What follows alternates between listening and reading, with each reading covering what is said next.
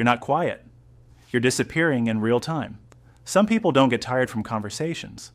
They get tired from having to stay present inside them. You're sitting at the table. Nothing special. Just dinner on a Tuesday.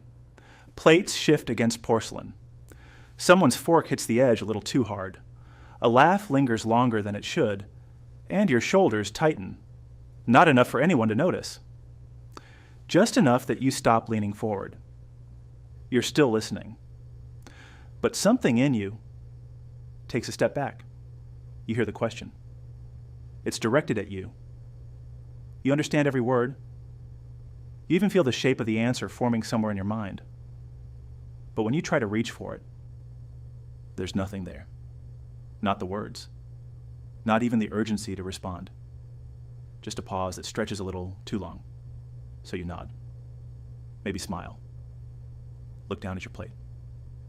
Wait for the moment to pass. And it does. Because conversations don't stop for you. They move around you, and from the outside, it looks like you just went quiet. But that's not what happened. You left. This isn't personality. This is protection.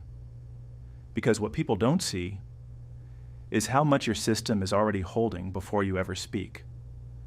The tone of someone correcting you slightly. The shift when attention turns toward you. The pressure to respond in a way that keeps things smooth. Your body tracks all of it. Not in thoughts, in your jaw, in the way your chest doesn't fully expand, in the breath that stops halfway and never finishes. And after a certain point, your system makes a decision. Not consciously, quietly. It decides this is enough. And instead of pushing through, it pulls you out. Not physically, internally. Like dimming the lights in a room without telling anyone.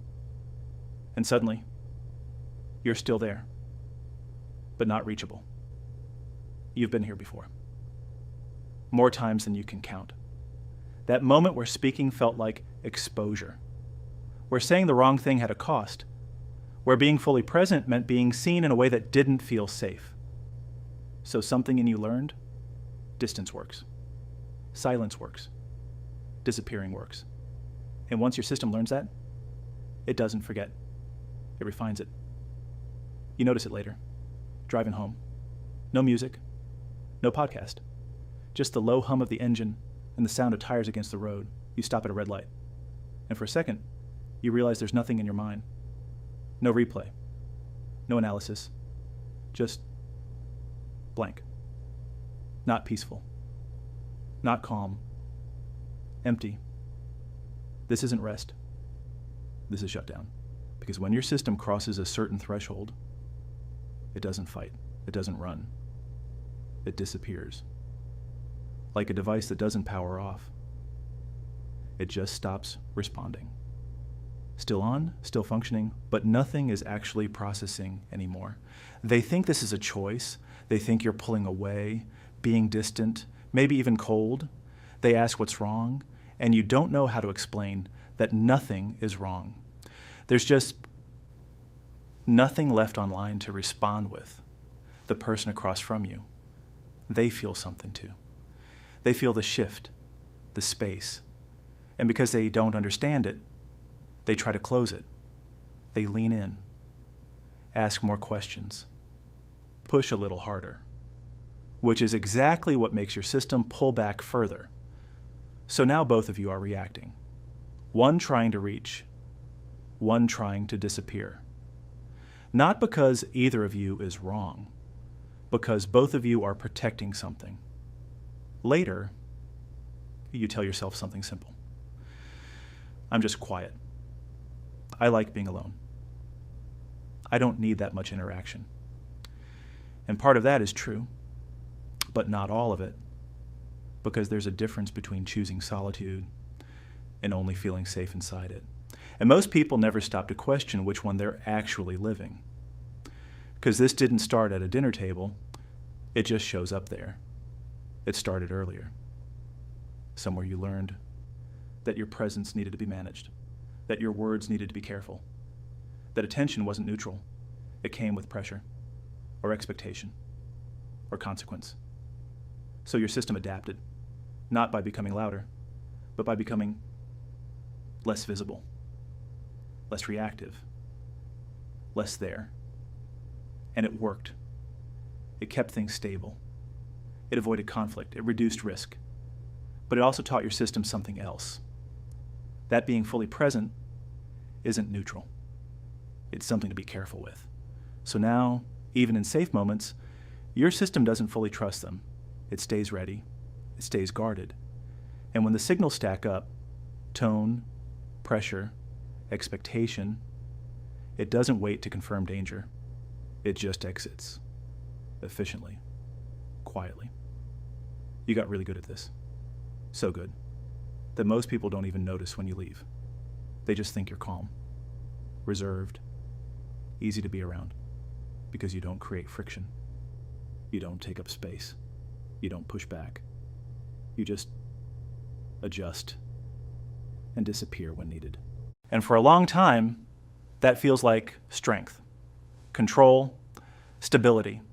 The same pattern that protects you is also the one that keeps you unreachable. People don't overwhelm you as much, but they also don't really reach you. You avoid pressure, but you also avoid connection at its deepest level, because real connection requires presence. Not partial, not managed, not filtered, fully there. And that's exactly what your system learned to avoid. So now you're in this in-between space. You can be around people, you can function, you can even seem completely fine, but there's always a layer missing. A slight distance, a part of you that never fully steps in. And after a while, that distance starts to feel like identity. This is just who I am. Quiet, private, independent. But identities are often just patterns that repeated long enough to feel permanent. You didn't choose this. You adapted to it. And adaptation isn't the same thing as truth. You built this to survive. But now, it's the reason no one ever fully meets you. Maybe the question isn't whether this is wrong, or broken, or something to fix. Maybe it's just this: is this still protecting you? Or is it the reason you never feel fully here even when you are? Because the table is still there. The conversations are still happening. The moments are still passing. And each time, you're either in them or just near them. And that difference is quieter than people think, but heavier than it looks. If this felt familiar, leave one word. Not to explain it, just to mark the moment you noticed. For the person reading this in the middle of the night, trying to understand why they disappear right when they're finally there, you learned how to leave without moving. And maybe you've been gone longer than you realized.